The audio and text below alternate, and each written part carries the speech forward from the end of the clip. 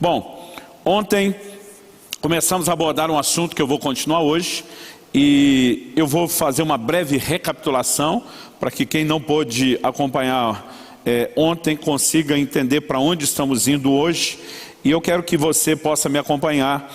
Nosso texto base ontem foi Romanos capítulo 6, versos 22 e 23, e hoje eu vou começar novamente a partir desse texto. Romanos capítulo 6, verso 22 e 23, diz assim: agora, porém, libertados do pecado, transformados em servos de Deus, tendes o vosso fruto para a santificação, e por fim, a vida eterna. Porque o salário do pecado é a morte, mas o dom gratuito de Deus é a vida eterna em Cristo Jesus, nosso Senhor. Ontem compartilhei que a razão de começar exatamente nesses dois versículos de Romanos 6, o verso 22 e o 23, é porque no verso 22 Paulo fala de santificação. E esse é o trilho no qual nós estamos nos movendo nessas noites. Mas a razão de apresentar os dois versículos juntos é para mostrar que santificação é um assunto que não está desconectado de conversão ou da salvação. Santificação e salvação são assuntos que se mesclam. Então ontem abrimos falando a respeito disso. E mostramos também que na Bíblia, salvação se conjuga tanto no tempo passado, como presente, como futuro. E como alguém declarou muito bem a respeito da salvação, talvez uma boa forma de se referir a esses diferentes tempos verbais é dizer: fomos salvos, estamos sendo salvos e seremos plenamente salvos. Vimos que esses tempos distintos, passado, presente e futuro, na verdade não se limita à obra da salvação, mas à vida cristã como um todo. Apresentamos aqui a ideia de que Paulo diz que aquele que começou, passado, em nós a boa obra, há de completá-la ou concluí-la, futuro, até o dia de Cristo. Então a obra de Deus tem não apenas começo e fim, mas começo, meio e fim. E que começo, meio e fim bate com essa ordem da obra de Deus no passado, o que ele já fez, no presente, o que ele está fazendo, e no futuro, aquilo que ele ainda fará. E o Senhor Jesus também usa um exemplo em Mateus 7, versículos 13 e 14. Ele fala sobre uma porta estreita e uma larga, um caminho estreito e largo com destinos diferentes. Um leva a vida, o caminho estreito, e o caminho largo, a perdição. De acordo com Jesus, focando aqui na questão da vida, nós podemos dividir a vida cristã em três etapas: porta, que é a entrada; caminho, que é o desenvolvimento da vida cristã; e alvo, o lugar onde se chega. Então Jesus destaca para Jesus destaca no Evangelho de João para Nicodemos. Ele diz que se alguém não nascer de novo não pode entrar no reino de Deus. Existe um momento que determina a entrada, o começo de tudo. Existe também um alvo a ser alcançado. Paulo em Filipenses 3 diz: eu prossigo para o alvo. Agora, entre a porta de entrada, que é o novo nascimento, até o alvo, que é a conclusão dessa caminhada, o que sobrou é o caminho. Cabe da ideia de movimento, de progressão na vida cristã. E depois de estabelecermos essas três etapas da vida cristã, nós mostramos que também a santificação segue as mesmas três etapas: passado, presente e futuro, começo, meio e fim, porta, caminho e alvo. E nós destacamos, usando uma nomenclatura diferente, as etapas do processo de santificação, falando a respeito de santificação inicial, progressiva e final. E quando falamos a respeito dessas etapas, nós mostramos que em cada uma delas nós somos livres de um aspecto do pecado. Na santificação inicial, nós somos livres da condenação do pecado. Deus está removendo a culpa do nosso passado de pecados já cometidos. Mas no presente, no novo nível de santificação ao qual passamos a estar depois do novo nascimento, nós passamos agora a experimentar o que é ser livre do poder do pecado. Isso significa não apenas ser limpo de pecados já cometidos, mas descobrir que em Deus nós podemos vencer o pecado e sequer cometê-lo.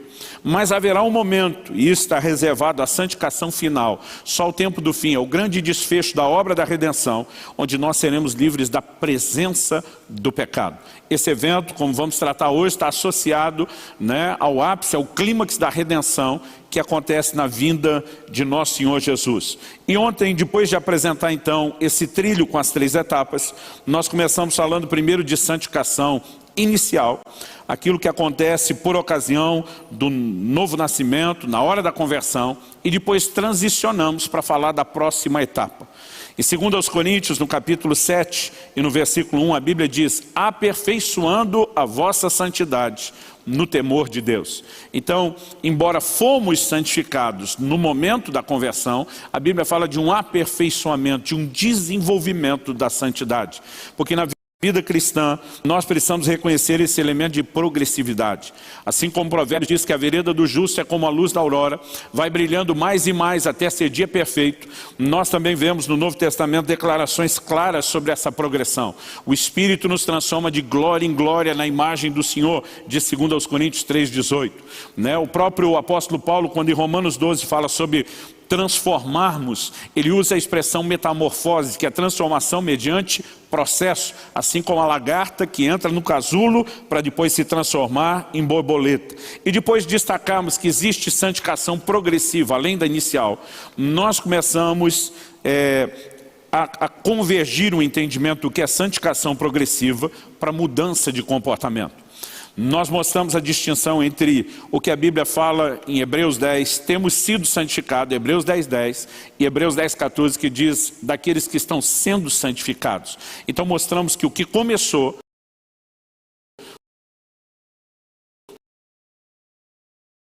não significa que não produziu o que deveria, mas produziu apenas aquilo que a experiência inicial garante que nós devamos ter. Mas a santificação progressiva é o crescimento da vida cristã, é o aperfeiçoamento dos santos, e nós não apenas podemos, como devemos buscar esse nível de santificação. Focamos que isso tem a ver com o comportamento. Em 1 de Pedro, capítulo 1, versículo 15, a Bíblia diz que nós temos, assim como é santo aquele que nos chamou, temos que nos tornar santos em todo o nosso procedimento. E a palavra ali traduzida procedimento no grego, anastrófe, fala de conduta, postura, comportamento, a forma de nos comportarmos. E dali transicionamos para Efésios, quando Paulo explica com clareza que nós não podemos andar como andam os gentios, porque não foi assim que aprendemos a Cristo. Mostramos que Cristo é uma referência, um padrão, um modelo de comportamento a ser imitado. Que a Bíblia diz que quem diz estar nele deve andar como ele também andou. Enquanto discutíamos essa questão de um comportamento que reflita Cristo, começamos também a entender, a partir das Escrituras, a importância de reconhecer que o cerne do Evangelho é que Cristo veio para cumprir o propósito que o primeiro Adão nunca cumpriu. Então, depois de Efésios, passamos a 1 Coríntios, capítulo 15, quando fala do primeiro e do último Adão. E nós vimos que o último Adão é Cristo. Romanos 5 fala que Adão prefigurava aquele que havia de vir. Em que sentido Adão, uma figura de Cristo, como cabeça de raça? O primeiro homem acabou falhando. Deus o cria à sua imagem e semelhança, para que ele pudesse reproduzir a imagem de Deus, à medida que reproduzisse outros seres humanos. Mas quando Adão pecou, Romanos 5:12 diz que por meio de um só homem entrou o pecado no mundo, através do pecado a morte, e a morte passou a todos os homens. O problema dos perdidos não é apenas aquilo que eles fazem, o que eles fazem é apenas um reflexo daquilo que eles são. O homem se tornou pecador por natureza, e Cristo veio. Diferente do primeiro Adão, ele não falharia. E ele é chamado de último Adão porque ele vem para ser um cabeça de raça, produzindo seres semelhantes a ele. Então começamos a destacar que só é possível viver essa nova natureza, que vem do último Adão, por meio do novo nascimento. E foi nesse momento, quando entramos no assunto do novo nascimento, que o nosso tempo se esgotou e nós ficamos de continuar hoje. Então eu quero pegar essa ideia de comportamento que falamos antes. Temos visto, infelizmente, muita gente tentando diminuir a importância do comportamento na vida cristã e no processo de santificação. Aliás, tenho visto gente desdenhar desse tipo de assunto, que é uma doutrina bíblica, dizendo não tem que se preocupar com o comportamento. E muitas vezes eu fico de fato me perguntando, essas pessoas estão olhando para a clareza do ensino bíblico quando fazem uma afirmação essa? Com certeza não. Em 1 Tessalonicenses 4, no verso 3, Paulo diz, pois essa é a vontade de Deus, a vossa santificação. E se alguém perguntar, Paulo, o que é isso? Ele simplesmente continua dizendo, ele de uma maneira muito clara, pontual, ele começa a falar a respeito de não entregarmos o nosso corpo ele usa a expressão, o sinônimo do vaso. Ele diz de não entregarmos o nosso corpo à prostituição, mas mantê-lo guardado em pureza. Diferente dos gentios que se entregam à lascívia porque não conhecem a Deus. O tempo todo o assunto de santificação no Novo Testamento é relacionado ao comportamento. Ontem vimos que quando Paulo aos Efésios fala a respeito de se despir do velho homem e vestir do novo, ele está falando de mudança de comportamento. E todos os exemplos que ele dá ao longo do capítulo 4, nós paramos a leitura no final do capítulo 4, início do 5, mas em todo o capítulo 5, Paulo continua falando a respeito do mesmo assunto, comportamento. Depois de falar do comportamento na vida cristã, ele vai falar do comportamento familiar, como o marido deve tratar a esposa, como a esposa deve tratar o marido. Depois de encerrar o assunto do casal na família, ele estende para falar dos pais e dos filhos. Efésios capítulo 6, ele entra falando a respeito de como os filhos devem tratar os pais e como os pais devem tratar os filhos. Se você olhar não apenas o ensino do Senhor Jesus nos evangelhos, como epístola após epístola, o maior volume de orientações práticas que nós temos dizem respeito ao comportamento da vida cristã. Então nós não podemos simplesmente dizer que isso não é importante. É a essência da mudança de vida que Deus tem proposto para cada um de nós. Nós não vamos simplesmente mudar o comportamento baseado no nosso esforço. Eu quero falar muito hoje a respeito de uma ajuda do alto, de um favor, divino que podemos experimentar. No entanto, nós precisamos entender que o projeto de Deus é muito claro nesse sentido. Então ontem, quando falamos de mudança de comportamento e de refletir a natureza de Cristo, nós falamos da importância de entender um novo nascimento. Jesus diz em João 3,6, o que é nascido da carne é carne, mas o que é nascido do Espírito é Espírito. Isso significa que a natureza do primeiro Adão, ela se manifestou em nós quando nascemos segundo a carne. Salmo 51, verso 5 diz, eu nasci em iniquidade, em pecado me concebeu minha mãe. O Salmo 58, 3 diz, os ímpios se alienam desde a madre, desde que nascem proferem mentiras. Esses são alguns de vários textos bíblicos que atestam, na verdade, essa herança adâmica, o que alguns chamam do pecado original. No entanto, há uma solução que nos foi providenciada em Cristo Jesus, e a solução é o novo nascimento. Mas ontem nós explicamos que nascer de novo significa receber uma nova natureza, que a semente de Deus está em nós e que nós podemos ser participantes da natureza divina. No entanto, isso não é algo que simplesmente elimina a velha natureza. Porque a velha natureza é um legado que recebemos na carne. A nova natureza é transferida no nosso espírito. Então o que o crente passa a experimentar depois de nascido de novo é um conflito de natureza. Um dia uma pessoa me ouvindo falar disso, falou, não pastor, não aceito isso.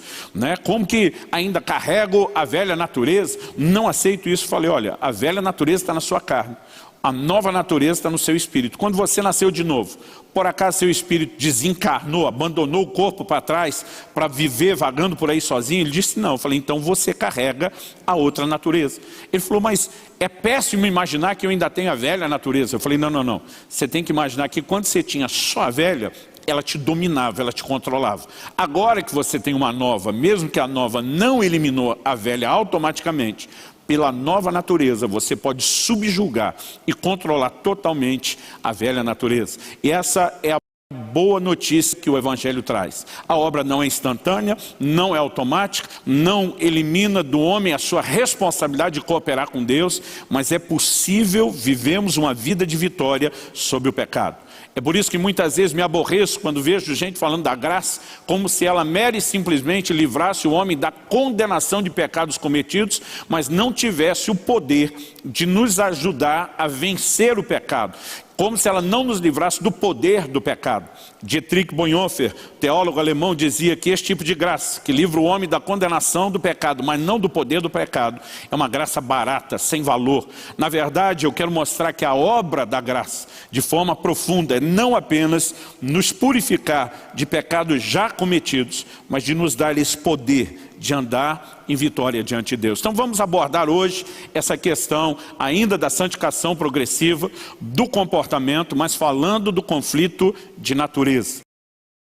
Então eu quero que você possa me acompanhar no livro de Romanos, no capítulo 7. Ontem terminamos aqui citando Gálatas, capítulo 5, verso 17, que diz que o Espírito milita, luta, guerreia, batalha, briga contra a carne contra o Espírito, há um conflito de natureza. E muitas vezes as pessoas olham ali para a frase, o Espírito milita contra a carne, quase como se estivesse falando do Espírito Santo. É importante você entender o seguinte, se fosse o Espírito Santo lutando contra a carne, você acha que era para a carne estar ganhando? Você acha que ela poderia ter a menor chance de estar vencendo essa briga? A expressão carne e espírito é usada não só no livro de Gálatas, mas muitas vezes no livro de Romanos, e a maior parte das vezes, se você observar bem a aplicação que ela é feita, está falando de velha e nova natureza. Então é lógico que nós podemos ter a ajuda do Espírito Santo. Romanos 8:26 diz que o Espírito nos ajuda na fraqueza, e está falando de lutar contra o pecado e contra essa fraqueza ou inclinação da carne. Agora, o que nós precisamos entender é que há uma nova natureza, empoderada pelo Espírito Santo, mas que é nossa responsabilidade entregar o governo, o controle nas mãos dessa nova natureza. Muito cristão, ouvindo que é o Espírito Santo que luta contra a carne, fica frustrado, dizendo, na minha vida ele não deve estar lutando, porque a carne parece estar ganhando. O que nós precisamos entender de forma prática, nessa santificação progressiva, é como entregar o controle à nova natureza. Mas para isso, eu preciso primeiro destacar esse conflito de natureza que existe. Então vamos para Romanos capítulo 7, e eu quero ler a partir do versículo 15. Nós vamos do verso 15, na verdade, até o verso 25, aos poucos. Eu vou fazer algumas pausas, alguns comentários a respeito do texto que nós estamos lendo, e nele, acredito que vai ficar um pouquinho mais fácil da gente compreender esse conflito de natureza e as verdades que estão por trás desse conflito. Elas também precisam ser entendidas. Então vamos lá. O texto sagrado diz assim, o apóstolo Paulo falando, porque nem mesmo compreendo o meu próprio modo de agir, pois não faço o que prefiro, e sim o que detesto. Verso 16, ora, se faço o que não quero, consinto com a lei que é boa. Nesse caso, quem faz isso já não sou eu, mas o pecado que habita em mim. E aqui eu quero fazer uma pausa. Eu gostaria que Paulo tivesse dito, o pecado que habitou em mim em tempo passado. Eu gostaria que Paulo tivesse dito o pecado que habitava em mim. Qualquer conjugação colocasse isso no tempo pretérito. Mas o apóstolo Paulo está dizendo o pecado que habita em mim. Eu vou continuar agora a leitura no verso 18. Ele diz, porque eu sei que em mim, isto é, na minha carne, não habita bem nenhum. Pois o querer o bem está em mim, não porém o efetuá-lo. 19, porque não faço o bem que prefiro, mas o mal que não quero, esse faço. Verso 20, mas se eu faço o que não quero, já não sou eu quem o faz, e sim o pecado que habita em mim. De novo, a frase, o pecado que habita, não que habitou, não que habitava. É muito importante a gente entender a distinção que Paulo faz no verso 18. Quando ele diz, eu sei que em mim, ele acrescenta uma explicação aqui, isso é, na minha carne, não habita bem nenhum. É muito importante entender o que Paulo está dizendo, porque a pergunta a ser feita é, um cristão pode dizer que nele não habita bem nenhum? Se a gente for específico como Paulo, falando a respeito da carne, sim. Se a gente desconsiderar o quanto Paulo foi específico, quando ele falou sobre a questão da carne, nós vamos incorrer num grande erro. Porque no nosso espírito há uma nova natureza. O Espírito de Deus habita em nós, veio para nos capacitar, para nos habilitar a viver a vida cristã de forma vitoriosa, de maneira que a gente não pode dizer que em nós não habita bem nenhum, mas na nossa carne, não. Nessa natureza adâmica, não. Não habita bem nenhum. Agora, o que o apóstolo vai nos mostrar é o conflito entre o que está na carne e no espírito. Verso 21 de Romanos 7. Então, ao querer fazer o bem, encontro a lei de que o mal reside em mim. De novo, tempo presente, não é residia, não é residiu. Depois de dizer, o mal reside em mim, ele explica, versos 22 e 23, porque no tocante ao homem interior tenho prazer na lei de Deus, mas vejo nos meus membros outra lei, que guerreando contra a lei da minha mente, me faz prisioneiro da lei do pecado que está nos meus membros. Muita gente sustenta, e eu já tentei muito defender isso, que Paulo está falando aqui na perspectiva de um não convertido. Outros usam uma terminologia diferente, e diz que ele está falando do homem debaixo da lei, o que significa a mesma coisa, porque se está debaixo da lei, não passou pelo novo nascimento. Agora, eu particularmente me reservo ao direito de discordar dessa opinião que já tentei muito sustentar. Por quê? No verso 22, Paulo diz, no tocante ao homem interior, tenho prazer na lei de Deus. Me explique como alguém que não nasceu de novo poderia ter prazer na lei de Deus. Efésios 2 diz que quando nós estávamos mortos em delitos e pecados, a Bíblia nos chama de filhos da desobediência, porque a rebeldia contra Deus, a inclinação a quebrar suas leis é o que nos governava.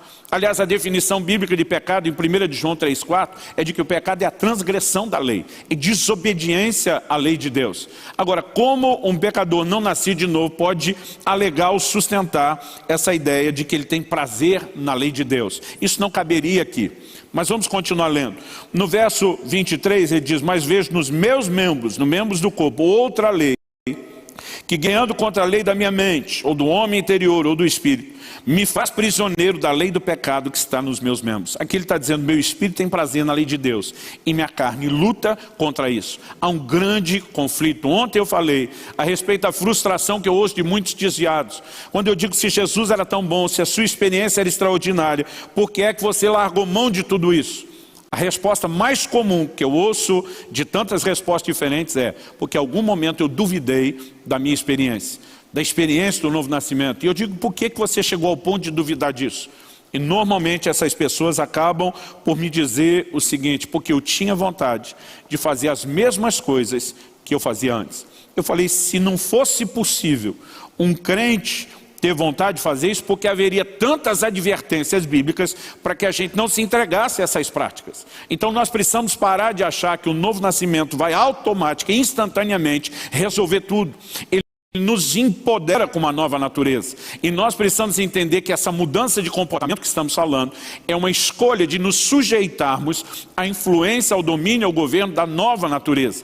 No entanto, nós não podemos negar o conflito de natureza que existe. É disso que Paulo está falando. Outro dia alguém chegou para mim e falou, não, pastor, é que o senhor leu só até Romanos 7, 23. Se o senhor ler 24 e 25, vai ver que Paulo não estava falando de alguém nascido de novo e de um cristão. Então vamos ler junto aí os versos 24 e 25 para ver o que essa pessoa tentou alegar. O verso diz, desventurado homem que sou, quem me livrará do corpo dessa morte? No 25, depois de fazer uma afirmação seguida de pergunta, Paulo responde, graças a Deus por Jesus Cristo nosso Senhor. E essa pessoa me diz, está vendo? Paulo está dizendo que esse homem desventurado, debaixo da escravidão do pecado, com um conflito interior, era antes da conversão. Depois Jesus veio e mudou tudo. E eu olhei para as pessoas e falei, mudou mesmo? Se você olhar esse mesmo verso 25, que a gente leu só a primeira frase, a gente precisa ler o todo. O texto é assim, graças a Deus por Jesus Cristo nosso Senhor. Aí Paulo diz, de maneira que eu, de mim mesmo com a mente, sou escravo da lei de Deus, mas segundo a carne, da lei do pecado. A pergunta é, o que é que mudou? Nadinha de nada, de coisa nenhuma. Mesmo depois dele dizer, graças a Deus por Jesus Cristo, ele não fala de nenhuma mudança, ele continua falando de um conflito. Por quê? Porque se você olhar o verso 24, ele começa com a constatação no presente, desventurado homem que sou. Não é que era nem que serei, presente, que sou. Agora a pergunta, quem me livrará? E essa pergunta aponta para onde? Para o tempo futuro. Quem me livrará do corpo dessa morte? Os sermos livres desse corpo corruptível de morte, o tempo todo é tratado na Bíblia como evento futuro. Então Paulo faz a pergunta, quem vai me livrar disso? Ele responde, graças a Deus por Jesus Cristo nosso Senhor. O tempo todo a Bíblia fala de uma provisão em Cristo Jesus, para que esse corpo do pecado seja totalmente aniquilado por ocasião da vinda de Jesus. Em Filipenses 3, 20 e 21, Paulo diz, nossa pátria está nos céus, de onde aguardamos um Salvador, o qual há de transformar o corpo da nossa humilhação para ser igual ao corpo da sua glória. Há uma transformação do corpo quando nosso Senhor voltar.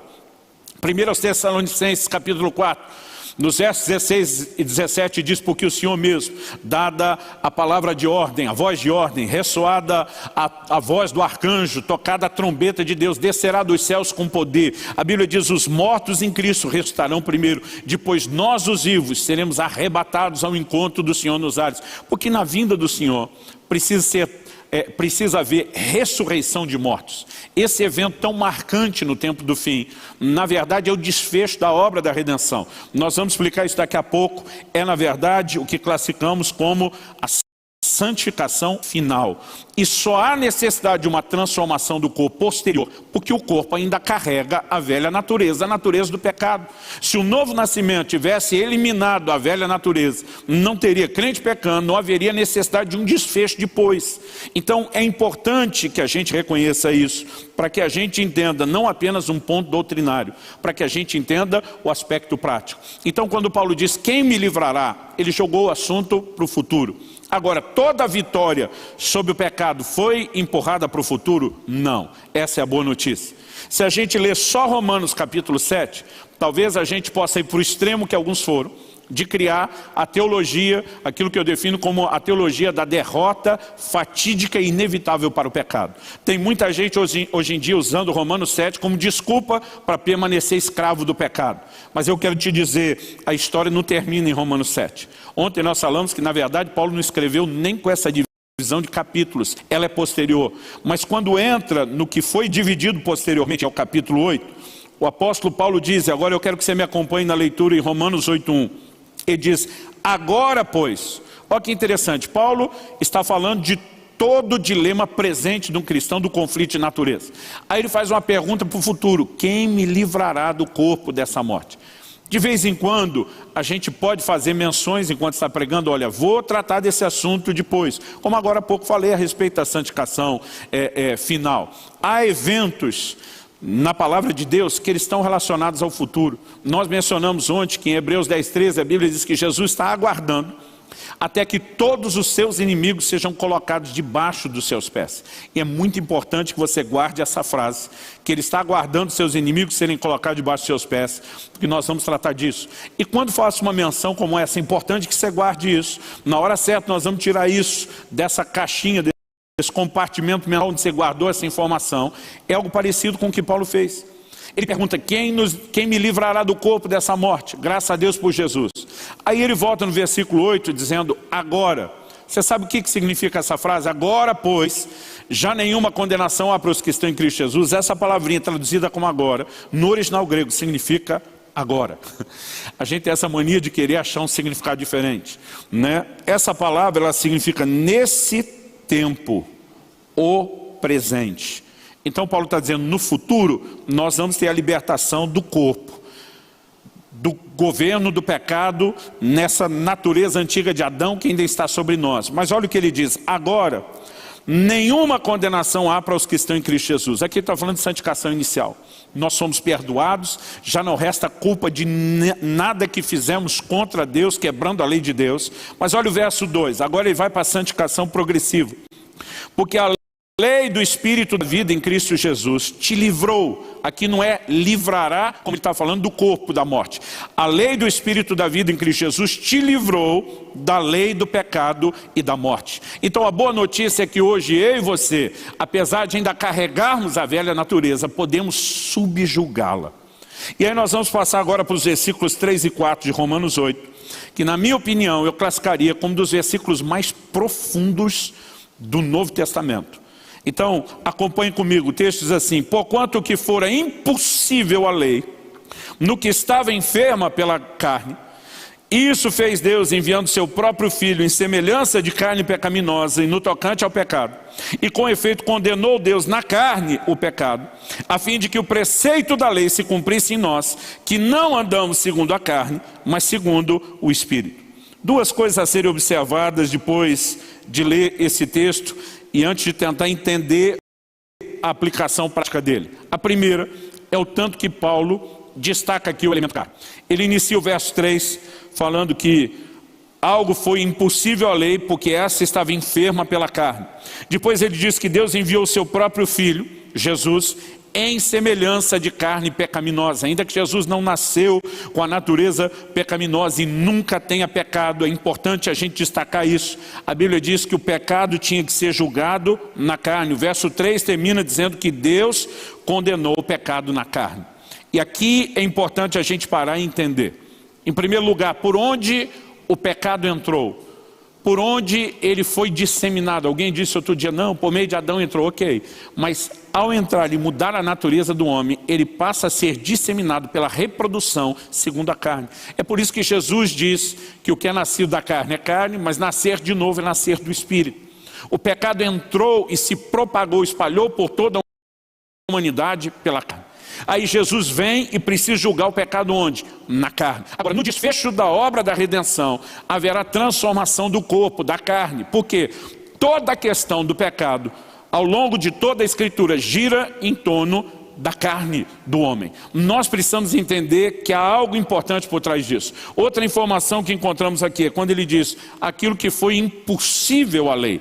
E ele explica por que a lei estava diante de impossibilidades. Ele diz porque a lei, por sua vez, estava enferma. A palavra aqui traduzida enferma, no original grego, ela tem um significado amplo. Ela pode significar fraca, doente, ela pode significar simplesmente impossibilitada, enfraquecida, e nós precisamos entender que a Bíblia está dizendo que a lei não pôde produzir mudanças no comportamento humano, porque a lei estava enferma pela carne.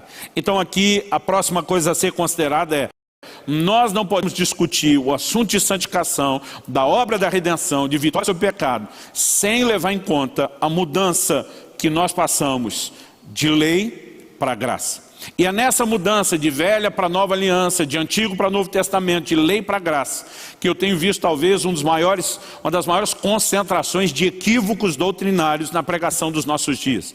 Eu fico pasmo com a definição de alguns pregadores, de alguns mensageiros modernos que estão fazendo uma confusão enorme com isso. O jeito que eles tratam Velho e Novo Testamento, Antiga, Nova Aliança, dá quase a entender que Deus do Velho para o Novo Testamento se converteu. Porque a forma como tratam a ideia e o conceito de que Deus é amor, Deus é graça e que isso não tem nada a ver com a lei, é como se Deus tivesse mudado. E gente, isso é uma aberração doutrinária, é uma violência ao que a Bíblia ensina. Em Malaquias 3,6, na Velha Aliança, Deus diz: eu, Senhor, não mudo. Tiago 1,17, na Nova Aliança, a Bíblia diz que nele não há mudança, nem sombra de variação. Então a primeira coisa, um dos primeiros atributos que você estuda na teologia, quando vai entender os atributos de Deus, é a sua imutabilidade. Agora, eu fico pasmo com gente tratando as coisas como se no Velho Testamento Deus fosse ranzinza, mal-humorado, cruel, e que de repente agora no Novo Testamento, de repente ele resolveu ficar bom, ele resolveu virar amor. Nós precisamos entender que não há mudança em Deus. Então de velha para nova aliança, nós não temos uma mudança de Deus. Então primeiro o engano a ser jogado fora. O que mudou? Não foi Deus que mudou. Aí, quando a gente elimina esse engano, vamos continuar tentando entender o que é que mudou. Alguns estão acreditando que então no Velho Testamento a gente tinha leis pesadas, difíceis de obedecer, e que no Novo Testamento Deus misericordioso e cheio de graça resolveu facilitar para nós aquilo que a gente não dava conta de cumprir. E nós estamos de novo, quando adotamos esse tipo de pensamento, trabalhando na contramão do ensino bíblico. Por que foi impossível a lei produzir resultados no homem? Por causa de uma natureza pecaminosa. O que é que precisava haver? Mudança de natureza. Olha o que o verso 4 de Romanos diz. Ele diz assim: a fim de que o preceito da lei se cumprisse em nós, que não andamos segundo a carne, mas segundo o Espírito. Essa afirmação é extraordinária. O que foi impossível a lei produzir no Velho Testamento, a Bíblia diz, o preceito da lei agora vai se cumprir em nós. Por quê? Porque nós não andamos na carne, velha natureza, nós andamos no Espírito, nova natureza. É pela nova natureza que nós podemos experimentar algo. Agora preste atenção, eu fico revoltado quando vejo as pessoas tentarem usar o argumento de graça para justificar desobediência e pecado. Quando a gente olha para definição bíblica de graça, a maior definição, não é apenas a mudança de uma aliança, de uma estação, de dispensação, não importa a maneira como você crê, nós precisamos entender que a Bíblia define assim: durante a lei era impossível para o homem viver obediência. Por quê? Porque era governado pela natureza pecaminosa. Quando nós chegamos na nova aliança, a graça pela primeira vez, ela vem para empoderar, para habilitar, para capacitar o homem a viver aquilo que nunca havia sido possível ser vivido na história, a obediência à lei de Deus. Então a Bíblia está dizendo para que o preceito da lei, que não foi possível cumprir-se na velha aliança, se cumprisse agora em nós. Então nós precisamos entender que a maior definição de graça é que pela primeira vez na história, a obediência a Deus, ela se tornou viável, possível e disponível. E quando vejo pessoas usando essa conversa da graça como uma complacência ao pecado, como permissão para pecar, há uma santa revolta que acende dentro de mim. Ontem mencionei aqui Judas 1,4, que ele diz: estão transformando a graça de Nosso Senhor em libertinagem. Tem muita gente que não tem entendido que a graça é o maior antídoto contra o pecado. Não só pecado já cometido, mas ela nos dá a capacidade de evitar pecar. E nós vamos tratar e trabalhar disso hoje. Outro dia alguém falou para mim: não, pastor, parece que o senhor não entendeu a graça. A graça remove a condenação pecado. Falei: mas não, porque você continue pecando, criatura. Quando você lê o Evangelho de João e vê o encontro de Jesus com aquela mulher apanhada em flagrante adultério, o que é que Jesus diz para ela? Jesus diz: eu também não te condeno. Mas a história não terminou aí, porque a boa notícia da graça nunca é só Deus dizer eu não te condeno. Jesus olha para aquela mesma mulher que ele decidiu não condenar e diz: vá e não peques mais. A mesma graça que remove a condenação de um pecado já cometido, ela traz uma mensagem clara para que não se prossiga pecando naquilo do qual a graça mesmo se manifestou para nos libertar. Tito capítulo 2, versículos 11 a 13, ele de novo vai tratar do que já aconteceu, do que está acontecendo ou deveria acontecer agora e do futuro. O apóstolo Paulo diz assim: a graça se manifestou salvadora a todos os homens, santificação inicial. Aí ele diz assim: ensinando-nos que, porque a mesma graça que veio para nos salvar, ela nos ensina. Qual é o ensino da graça? Ele diz: ensinando-nos que, renunciando às paixões, à impiedade mundana, vivamos no presente século de forma sóbria, justa, piedosa. E aí no verso 13 ele diz: aguardando a bem-aventurada manifestação de nosso Senhor e Salvador Jesus Cristo. Então ele consegue nesses 3 versículos falar dos 3 níveis de santificação. Inicial, a graça se manifestou salvadora. Progressiva, ensinando-nos a renegar as paixões, as impiedades mundanas, mas também aguardando a bem-aventurada vinda de nosso Senhor, onde haverá o desfecho da obra da redenção. A graça é o maior antídoto de Deus contra o pecado, não apenas os já cometidos, mas ela nos dá a capacidade de sequer prosseguir no pecado como antes estávamos. Pelo contrário, ela nos dá a capacidade de vencer, de andar em vitória. Então, antes de explorar o aspecto prático da santificação progressiva, eu quero transicionar agora e concluir a ideia, onde começamos falando de santificação inicial, entramos na santificação progressiva, que eu estou concluindo, o resumo principal aqui agora, e eu quero transicionar e falar agora a respeito de santificação final. Então em Romanos 8, a gente leu aí até o verso 4, vamos ler o 5 e o 6. O texto diz assim: porque os que se inclinam para a carne, cogitam, pensam, ou dependendo da versão diz, tem a mente voltada para as coisas da carne. Mas os que se inclinam para o Espírito, das coisas do Espírito. Verso 6, porque o pendor da carne dá para a morte, mas o do Espírito para a vida e paz. Eu vou ler até um pouquinho mais, verso 7. Por isso o pendor da carne é inimizade contra Deus, pois não está sujeito à lei de Deus, e nem mesmo pode estar. Quando a gente olha para essas declarações da palavra de Deus, nós reconhecemos que, se por um lado Romanos 7 não é a teologia da derrota fatídica e inevitável para o pecado, Romanos 8, por sua vez, também não é a teologia da vitória fatídica e inevitável em relação ao pecado. Onde a palavra de Deus nos põe no meio de 2 naturezas, inclinações, carne e espírito. E a Bíblia fala agora da nossa responsabilidade. O verso 7 fala sobre se inclinar ou para a carne ou se inclinar para o Espírito. O verso 6 fala do pendor, é a mesma coisa, inclinação para a carne ou para o Espírito. Então onde o crente que nasceu de novo se encontra? No meio de 2 naturezas que estão em conflito. Mas agora ele precisa decidir se ele vai se inclinar para a carne. Inclinou para a carne, deu ruim. Inclinou para o Espírito, deu bom. Pendeu para a velha natureza, vai ser vencido pelo pecado. Pendeu para a nova natureza, vai ser turbinado para vencer o pecado. Então, nós vamos voltar exatamente depois nesse ponto do que é a escolha da natureza a que nós vamos nos sujeitar para entender santificação progressiva. Mas, se a gente pular agora para o verso 11 de Romanos 8, Eu não vou ler versículo por versículo, porque não vai dar tempo. Mas em Romanos 8:11, a Bíblia diz assim: se habita em vós o Espírito daquele que ressuscitou a Jesus dentre os mortos, esse mesmo que ressuscitou a Cristo Jesus dentre os mortos, vivificará também o vosso corpo mortal, por meio do seu Espírito que em vós habita. De novo, a Bíblia falando de um corpo sendo vivificado, e de novo a conjugação está no futuro, vivificará. Então, se nós seguimos em Romanos 8, eu quero que você me acompanhe agora no verso 17. No verso 17 a Bíblia diz assim: ora, se somos filhos, somos também herdeiros, herdeiros de Deus e co-herdeiros com Cristo. Se com Ele sofremos, também com Ele seremos glorificados. O que o apóstolo Paulo está querendo dizer quando ele usa a expressão ser glorificado? Os próximos versículos vão nos ajudar a entender isso. No verso 18 ele diz que as aflições do tempo presente não pode se comparar com a glória que vai se manifestar em nós. Então, ser glorificado é uma medida de glória que nós vamos receber e que vai se manifestar em nós. Verso 19 de Romanos 8: a ardente expectativa da criação aguarda a revelação dos filhos de Deus. O que é chamado de uma glória ser manifestada em nós, também é chamado da revelação dos filhos de Deus.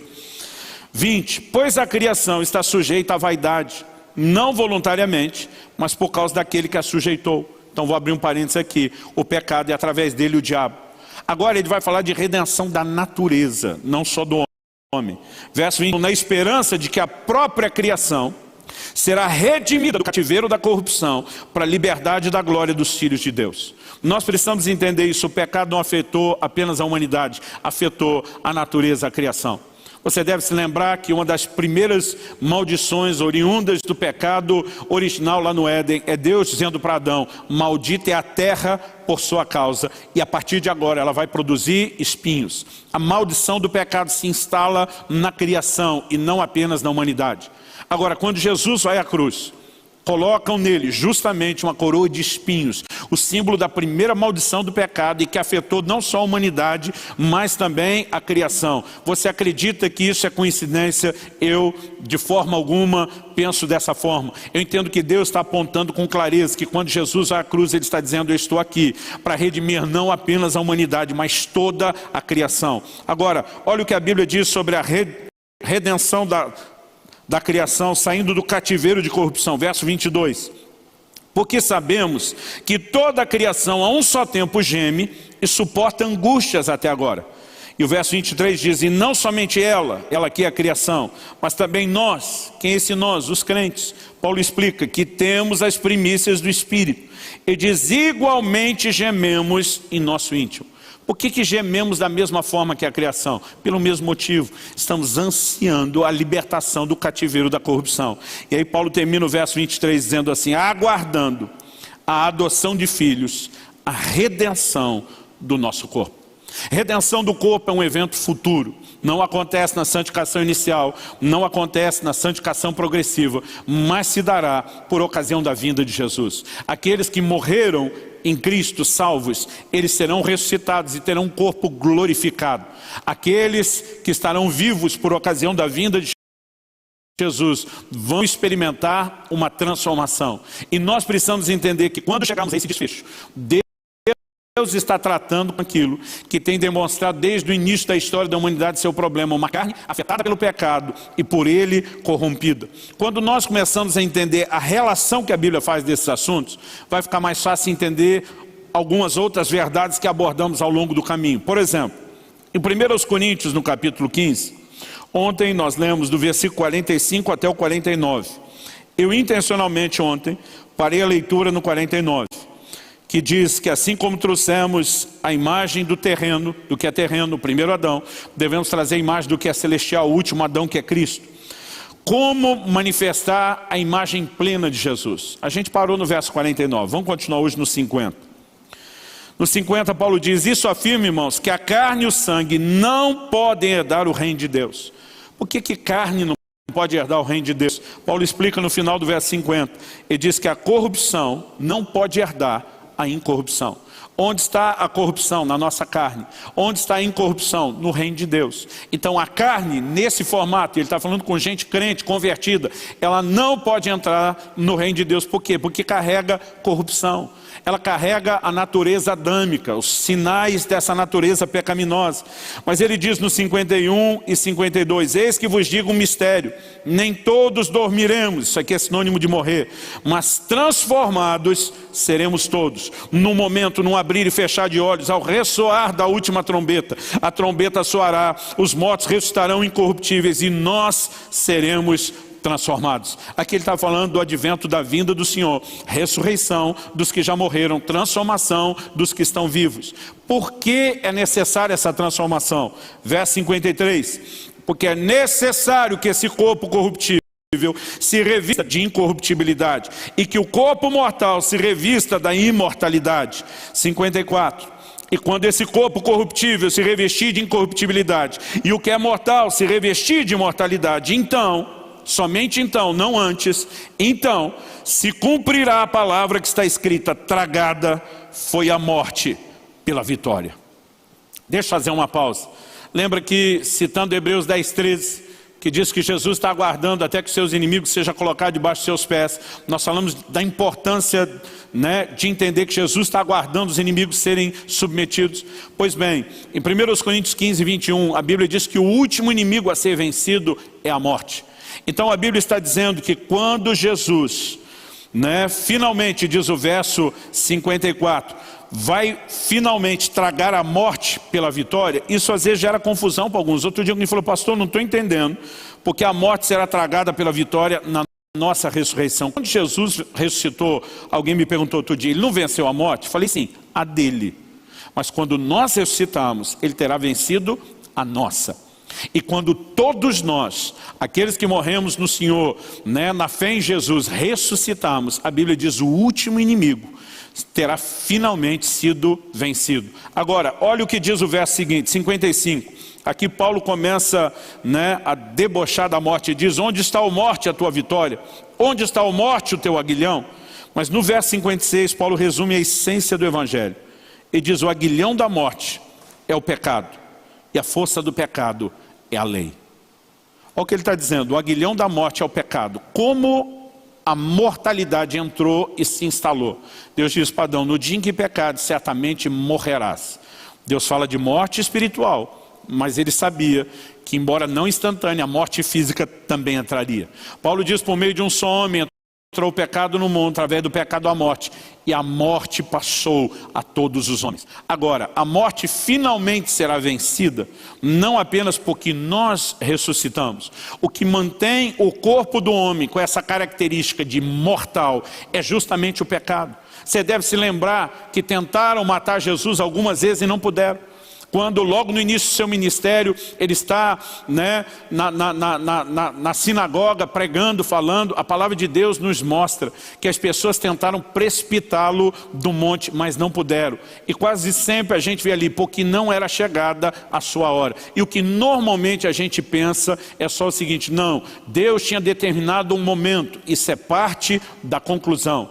Mas a verdade é que o próprio Senhor Jesus diz, ninguém tira a minha vida, a morte não tinha domínio sobre ele. Ele diz, eu de mim mesmo a dou. É por isso que nós vamos vê-lo na cruz dizendo simplesmente, Pai, nas tuas mãos entrego o meu espírito. E Jesus decide morrer, porque a morte não tem controle sobre ele. Por quê? Porque não havia nele pecado e nem a natureza pecaminosa. Agora, o que nós precisamos entender, a razão pela qual o crente, mesmo nascido de novo, tendo a natureza de Deus, morre, é porque ainda carrega o pecado e, portanto, a mortalidade na sua carne. Quando finalmente, na vinda de Jesus, houver a ressurreição, Deus não estará devolvendo apenas o mesmo corpo. Paulo diz, nossa pátria está nos céus, de onde aguardamos o nosso Salvador, que há de transformar esse corpo para ser igual ao corpo da sua glória. Nós teremos um corpo glorificado, semelhante ao do Senhor Jesus. Isso significa sem a natureza pecaminosa. Esse é o ápice da redenção, é a plenitude da obra da santificação. Então nós dissemos ontem, eu vou repetir, na santificação inicial nós somos livres da condenação do pecado. Na santificação progressiva nós somos livres do poder do pecado, não só da condenação, agora poder, mas na santificação final nós seremos livres da presença do pecado, porque a natureza pecaminosa terá sido finalmente erradicada de nós. Aquilo que nos aguarda é algo extraordinário. É muito importante que a gente consiga entender isso. Uma pessoa outro dia falou para mim: pastor, me ajude a entender melhor. O senhor está simplificando as questões. Então ele diz: se na santificação inicial eu sou livre da condenação do pecado, na santificação progressiva eu sou livre do poder, e na santificação final eu sou livre da presença do pecado, é evidente que o que Deus está fazendo está progredindo. Ele falou: como mais o senhor pode diferenciar essas etapas? Eu falei: bom, a gente pode dizer que na santificação inicial, ela na verdade é o resultado do nosso encontro com Cristo.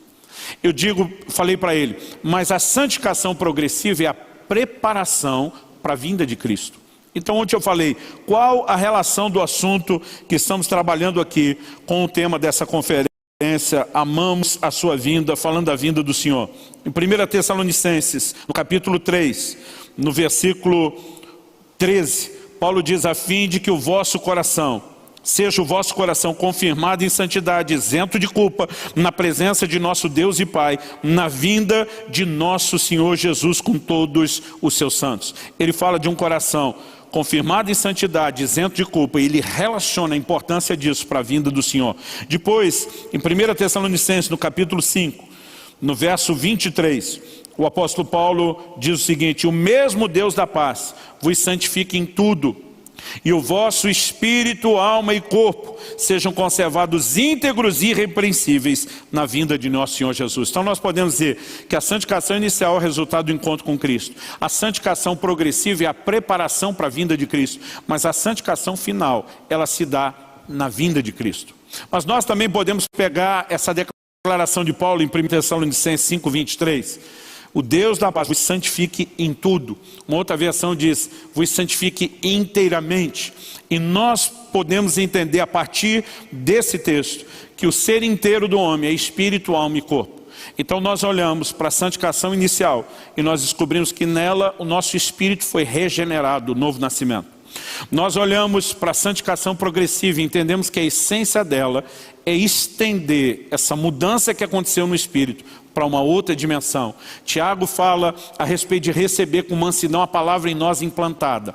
Foi implantada como semente de Deus quando nos gerou de novo, mas agora a gente tem que dar lugar, espaço para que ela nos governe, para que ela nos domine. Isso ele aplica da seguinte forma, né? Ele termina dizendo, Tiago capítulo 1, verso 21, diz: recebei com mansidão a palavra em vós implantada, a qual é poderosa para salvar as vossas almas. A palavra ali traduzida salvar, diferente, a maioria das vezes o seu emprego no Novo Testamento normalmente acontece com a palavra grega sotero, ela é usada aqui como sozo. Sozo significa cura, restauração. Sempre que Jesus curava alguém, você vai ver ele dizendo: a tua fé te salvou, ali é sozo. A tua fé te curou, te restaurou. Então há uma restauração da alma. Isso acontece na santificação progressiva, mas é na vinda de Jesus, na santificação final, que os nossos corpos serão transformados. Então, essa santificação integral, espírito, alma e corpo, só se complementará na vinda de Jesus. Quando falamos de santificação final, é esse desfecho da obra da redenção que precisa ser entendido nessa perspectiva. E porque tudo tem que terminar com a transformação do corpo. Vou repetir mais uma vez, porque o pecado se instalou e se espalhou na humanidade através da carne. Então Jesus vem e ele precisa se fazer carne. Nós precisamos entender esse mistério da redenção. A Bíblia diz que Deus condenou o pecado na carne, né? Isso tinha que acontecer exatamente nesse formato. Aliás, muitas vezes nós não conseguimos entender o peso que isso tem no reino espiritual, de que o pecado tenha sido julgado exatamente na carne. Mas nós temos uma dica disso em 1 de João 4. João diz: amados, provai os espíritos e vede se eles são de Deus. Como é que se prova um espírito? João responde: todo espírito que confessa que Jesus veio em carne é de Deus, mas se não confessa que ele veio em carne, não é de Deus. Então, se você olhar para a maioria das grandes religiões, né, que diferem do cristianismo, a maioria delas vai reconhecer Jesus, pelo menos, como um espírito iluminado. Mas dificilmente vão admitir que ele é o Deus encarnado. Porque é justamente no fato de Jesus ter se feito homem, para que o pecado fosse julgado na carne, que reside a chave, a essência da redenção. Então, entendendo isso, eu quero voltar no texto onde estávamos lendo, 1 Coríntios capítulo 15, a gente gente leu até o verso 56, e agora eu quero terminar lendo o verso 57. Depois de Paulo dizer assim: o aguilhão da morte é o pecado, porque a morte entra por meio do pecado. Ele diz: a força do pecado é a lei. Nós precisamos entender que a lei não trouxe problema para o homem. A lei revelou o problema que o homem tinha. Muitas vezes as pessoas tratam de que a lei era pesada, o homem não podia obedecê-la, como se os mandamentos é que fossem difíceis. E se essa fosse a lógica, então a solução de Deus seria baixar o padrão e facilitar a nossa vida. Mas não é isso que você vê acontecendo no Novo Testamento. Aliás, quando a gente fala dessa mudança de Velho para Novo Testamento, um outro equívoco que as pessoas têm é acreditar que no Velho Testamento tinha lei e que no Novo Testamento não existe mais lei. Outro dia eu estava pregando sobre obediência, baseando o que eu estou falando nos ensinos do Novo Testamento, nas epístolas, principalmente os escritos de Paulo. E um rapaz me procura no final da reunião e falou: o senhor está por fora da revelação bíblica. Eu acho interessante, em primeiro lugar, quando criança, pelo menos o tipo de treinamento e educação que eu recebi em casa, é que em primeiro lugar você não ataca pessoas, você ataca ideias. Segundo, eu aprendi desde muito cedo a demonstrar respeito por pelo menos dois tipos de gente: quem é mais velho que você, tem mais autoridade que você. Eu acho impressionante como muitas vezes, a gente é confrontado por uma garotada que, além de não saber nada, de Bíblia, parece que não entende nem um mínimo de respeito. Esse garoto chega e fala: o senhor está por fora da revelação bíblica. Minha vontade era dizer para ele: garoto, eu tenho mais tempo com a cara na Bíblia do que você tem de vida andando na terra. Mas naquela hora fiz uma cara de paisagem, falei: então me elucide, me ensine, me ajude a crescer. Por que você está dizendo isso, que eu não entendo a revelação bíblica? Ele falou: o senhor está pregando sobre obediência. Eu ironizei, falei: percebi, era eu que estava pregando, percebi que o assunto era esse. Eu falei: e onde que está o problema nisso? Ele falou: o senhor nunca leu que Paulo escreveu que o fim da lei é Cristo? Eu falei: li. O que isso tem a ver com o que eu estou falando? Ele falou: se o senhor está falando de obediência, presume-se que tem uma lei a ser obedecida. Então o senhor está pregando sobre obediência porque acredita que ainda tem lei, mas Paulo falou que o fim da lei é Cristo. Eu lembro que eu olhei para aquele rapaz e falei: garoto, em primeiro lugar, os textos de obediência que eu estou citando foram escritos pelo próprio Paulo. Então preste atenção, se sua lógica estiver certa, e eu vou te provar que ela não está, então significa que nem Paulo entendeu Paulo. Porque se você está falando que Paulo não podia falar de obediência porque não tem mais lei nenhuma, porque Paulo falou que acabou toda a lei, então nem Paulo entendeu Paulo, nem Paulo concorda com Paulo. E se existe mais de um Paulo, como dupla personalidade, que cada um pensa diferente do outro, eu quero te dizer, da onde nós vamos dizer que isso é uma palavra inspirada de Deus? Qual é a credibilidade? Você tirou todo e qualquer absoluto entendimento da Bíblia. E de repente ele fez uma cara de susto, como quem sinalizava que pela primeira vez parou para pensar. Porque infelizmente o que eu vejo é uma garotada repetindo uma espécie de mantra que botaram na cabeça deles. Então hoje em dia você começa a falar de comportamento, de conduta, de seriedade, eles repetem um mantra que botaram na cabeça dele: legalista, o tempo todo é uma crítica para algo que eles sequer entendem. Um dia desse eu vi uma charge que eu não sabia se eu ria ou chorava, porque a minha vontade maior foi de chorar. Era Jesus sentado no banco de um parque, ou de uma praça, numa ponta, um garoto, dá para perceber que era um rapaz mais novo, na outra ponta. Jesus está citando o texto de João 14, 21, aquele que tem os meus mandamentos e os guarda, esse é o que me ama. E o rapaz sentado na ponta, olhando para Jesus, ele não verbaliza, mas tem aquele balãozinho do pensamento, e ele olhando para Jesus dizendo assim: legalista, porque ultimamente essa é a conclusão. Se você falar de obedecer o mandamento mesmo de Cristo, estão te taxando de legalista, porque não entenderam a lei, resolveram pegar esse entendimento distorcido da lei para tentar evitar seriedade, compromisso e santidade, porque eles estão tentando nos fazer acreditar que viver pela graça é viver uma vida esculhambada, quase que da mesma forma antes de ser salvo, com a direção, com a distinção que agora, mesmo com as mesmas práticas de pecado, a gente está indo para o céu. Gente, isso é uma grande bobagem. Eu olhei para aquele rapaz e falei: se o que você está falando é verdade, nem Paulo concorda com Paulo e a Bíblia não tem harmonia nenhuma. Ele olhou para mim e falou: então como que a gente resolve o dilema? Eu falei: não tem dilema. O problema é que você achou que quando Paulo disse que o fim da lei é Cristo, que Paulo estava falando de todo e qualquer tipo de lei. Ele olhou para mim e falou: mas se não é todo e qualquer tipo de lei, que lei seria? E essa é a minha vontade, nessa hora de botar a mão na cabeça e dizer: criatura, você não entendeu nem o básico e está achando que tem o direito de estar no controle de qualidade doutrinário do corpo de Cristo. Eu olhei para ele e falei, querido, pensa, se Paulo diz que toda a lei terminou, faria sentido logo depois de Romanos 10, ele iniciar Romanos 3, mandando a gente se submeter às autoridades? Se o fim de todo e qualquer tipo de lei aconteceu em Cristo, então a gente não tinha que obedecer nem a lei do país. Agora, por que Paulo está mandando obedecer? Porque é óbvio que ele não pensava isso quando falou do fim da lei a Cristo. Aí ele olha para mim e diz, então que lei é? E eu falei para ele, eu vou abrir um texto, vou te mostrar. Aí mostrei para ele Hebreus, capítulo 7, versículo 12, que diz assim, onde há mudança de sacerdócio, a mudança de lei. Eu falei, você concorda com o que está escrito aqui? Você entende que houve mudança de sacerdócio? Ele falou, sim. Eu falei, você realmente entende que o texto está falando que o sacerdócio levítico da velha aliança foi substituído pelo sacerdócio de Cristo, segundo a ordem de Melquisedeque? Ele falou, sim, não dá para negar isso. Eu falei, ótimo, você acabou de assinar a sua condenação. A Bíblia diz onde há mudança de sacerdócio, a mudança de lei. Falei para ele, a Bíblia não diz que é a cessação de lei, não diz que é desaparecimento de lei, diz que é a mudança. Então significa que na velha aliança, no antigo sacerdócio, nós éramos regidos por uma lei. Quando mudou o sacerdócio, mudou lei. Isso significa o quê? Nós não estamos debaixo da mesma lei. No entanto, ainda existe lei. Porque o que as pessoas estão tentando classificar hoje em dia em nome de o fim da lei a Cristo é uma espécie de anarquia gospel. Então cada um vive como no tempo do juízo, não tinha rei, cada um fazia o que queria. Isso está longe de ser verdade.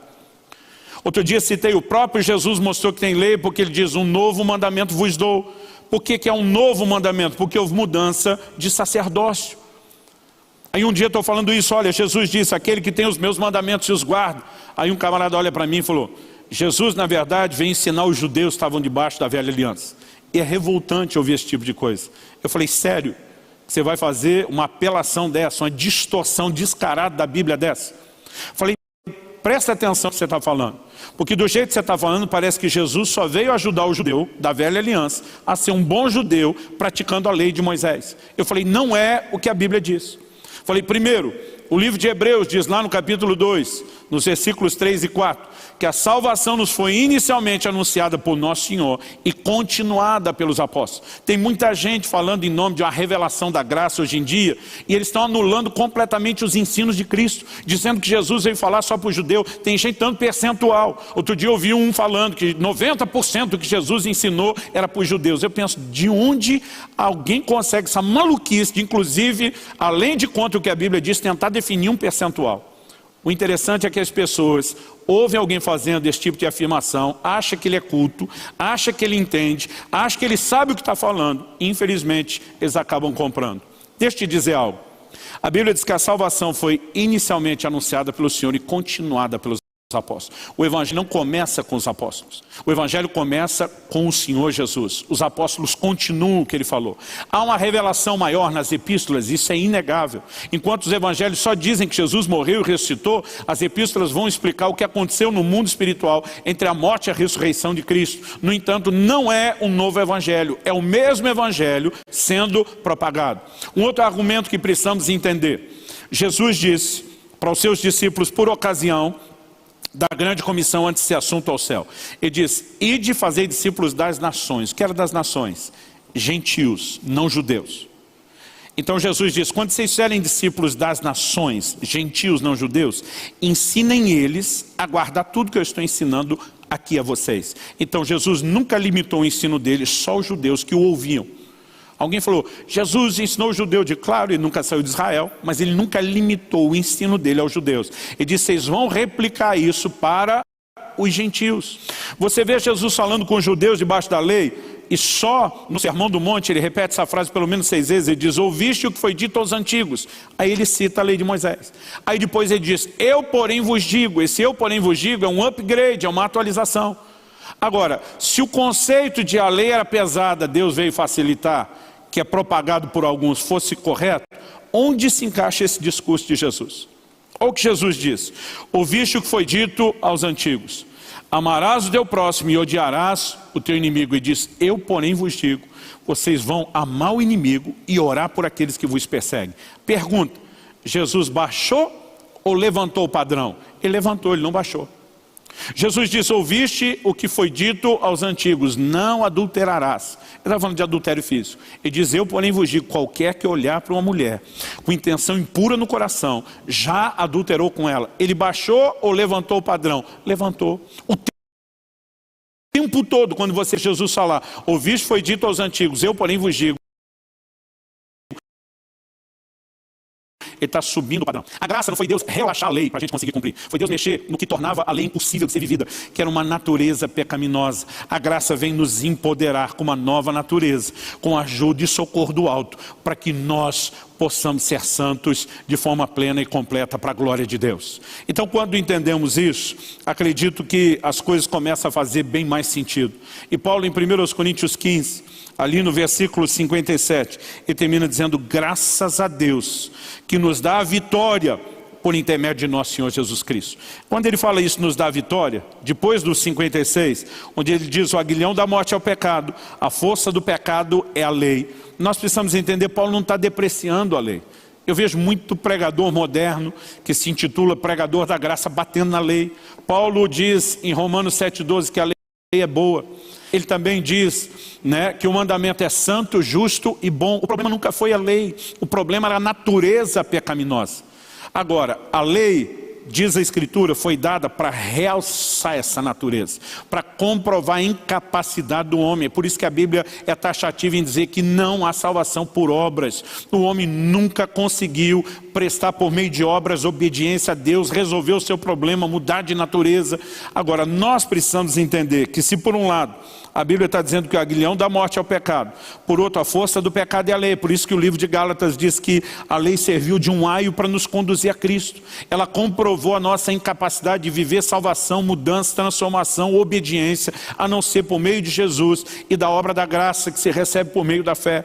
No entanto, quando o versículo seguinte diz, graças a Deus que nos dá a vitória, tem muita gente que limita isso à vitória circunstancial. Aí o crente venceu um problema, graças a Deus que nos dá a vitória por intermédio de Jesus Cristo. Irmão, essa vitória em questão aqui é muito maior do que uma vitória circunstancial. É a vitória plena, final, sobre o pecado, sobre a natureza pecaminosa, adâmica, que finalmente terá sido erradicada.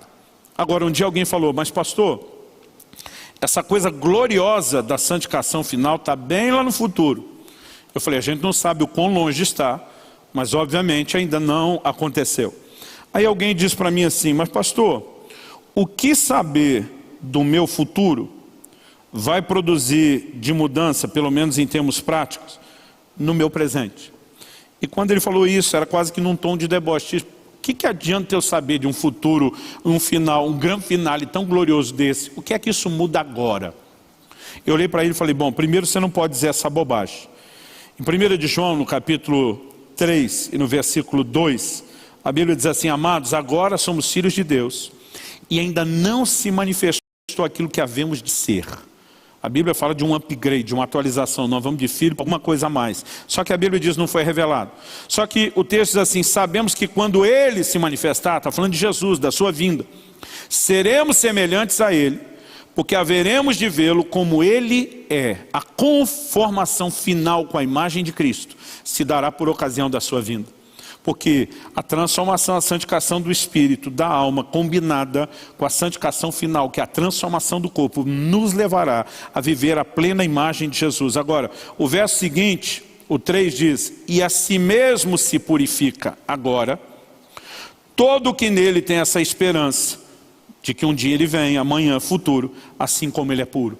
Entender qual é a obra que Deus tem feito, a forma como Ele tem trabalhado para que o homem vença o pecado, precisa encher o meu e o seu coração de esperança, de ânimo e de gás. Se a gente entende que por ocasião da vinda de Cristo, o propósito é que o pecado finalmente seja destruído e erradicado.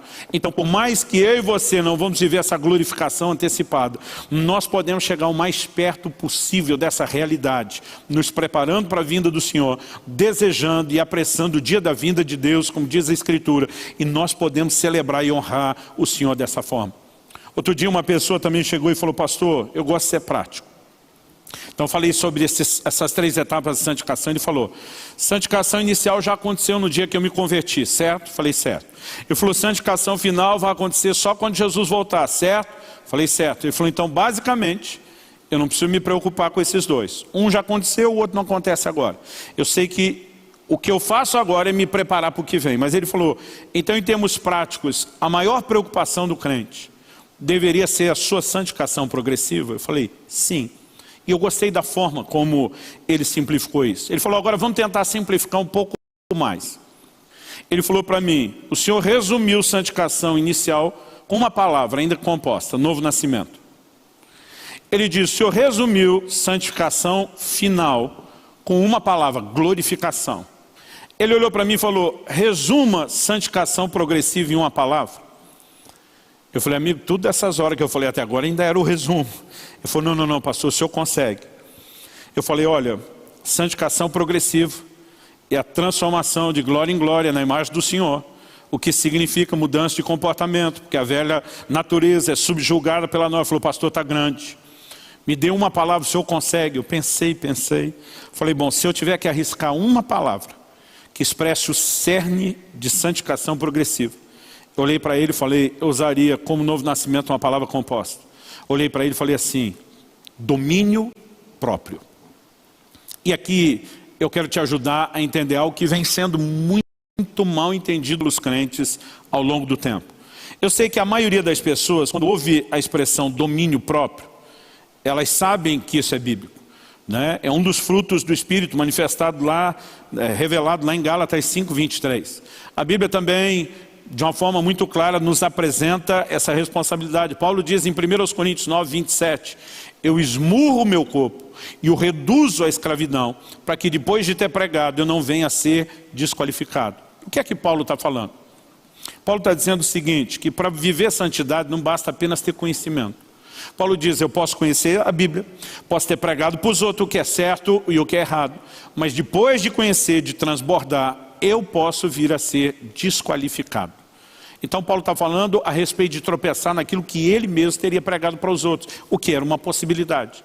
Então Paulo diz, para isso não acontecer, eu esmurro o meu corpo e o reduzo à escravidão. Essa frase, esmurro o meu corpo, passou a ser tomada ao longo dos séculos, de forma literal, principalmente pela igreja romana.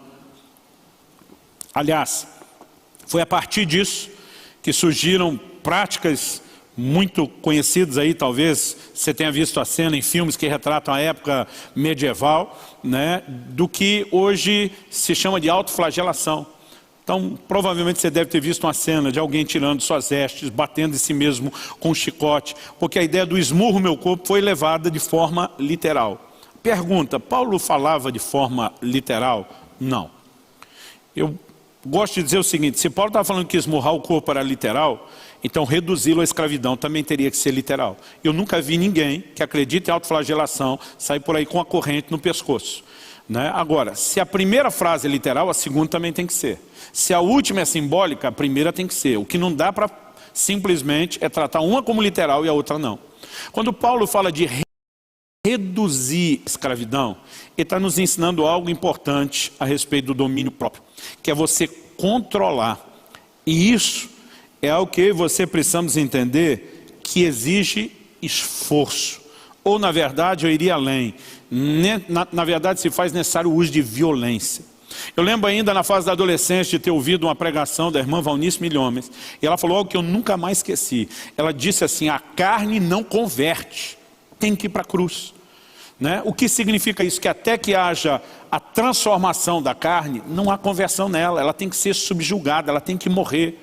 Agora o que eu e você precisamos entender é que não adianta usar mere simplesmente, né, de cordialidade com a carne. Dona Carne, a senhora poderia, por favor, se comportar? Né? Um pedido desse nunca vai funcionar. A carne, ela tem que ser subjugada.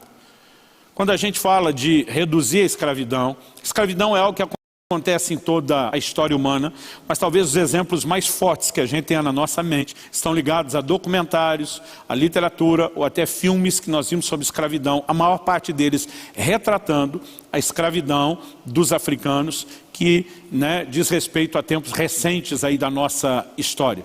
Agora, como você acha que acontecia essa escravidão? Né? Que simplesmente quando os navios negreiros, como eram chamados, chegavam, eles estavam lá estendendo o pescoço, dizendo a gente esperou a vida inteira por essa oportunidade? É claro que não. Então, tirando aí a exceção de quando uma tribo africana em guerra com outros subjugava, fazia deles escravos e os vendiam, né? Você acredita que eles simplesmente eram subjugados à escravidão, porque agora os brancos chegando tinham mais poder do que eles? Lógico que não. Talvez tinham algum tipo de poder que eles não conheciam, a pólvora, redes, armadilhas, mas a verdade é que tinham que subjugá-los. Ninguém se entrega à escravidão sem luta, né? Sem debater, sem esforço. É por isso que mesmo no período da escravidão, isso aqui no Brasil ficou muito conhecido, quando um escravo fugia, eles tinham ali os feitores de escravo para maltratá-los, para persegui-los, para matá-los, para mandar uma mensagem de medo, de controle para os outros, porque você não subjuga ninguém à escravidão, sem pôr força e sem exercer domínio. Nós precisamos entender, quando Paulo fala de subjugar o corpo, ele está dizendo que ele ia tratar da carne com violência, não com cordialidade. Essa violência não é literal de esmurrar. Em Romanos 12, o apóstolo Paulo fala a respeito de oferecer o corpo como sacrifício vivo. Isso é um paradoxo. Paradoxo é uma aparente contradição, né? Sacrifício vivo, porque o verbo sacrificar significa matar, imolar, fazer morrer. Agora, como que você oferece o corpo como um sacrifício? Para sacrificar tem que matar, e o sacrifício está vivo, não está morto. Então Paulo usa, na verdade, uma figura de você não matar a carne de forma literal. Em Colossenses 3,5 a Bíblia diz: fazei morrer a vossa natureza terrena. O que é para matar não é a carne de forma literal, é a força do pecado, do velho homem, que ainda se expressa ou tenta se expressar por meio da carne. Então o que é o domínio próprio? Uma responsabilidade que Deus nos deu de parar a força ou o interesse da própria carne. Em Gênesis 4:7, numa das primeiras cenas de pecado da Bíblia, depois do Éden, nós vemos Deus falando com Caim. E ele diz assim: o pecado jaz à tua porta. E aí Deus diz para ele: o teu desejo será contra ti. Uma conexão que nós temos que ver que a Bíblia faz entre pecado e desejo.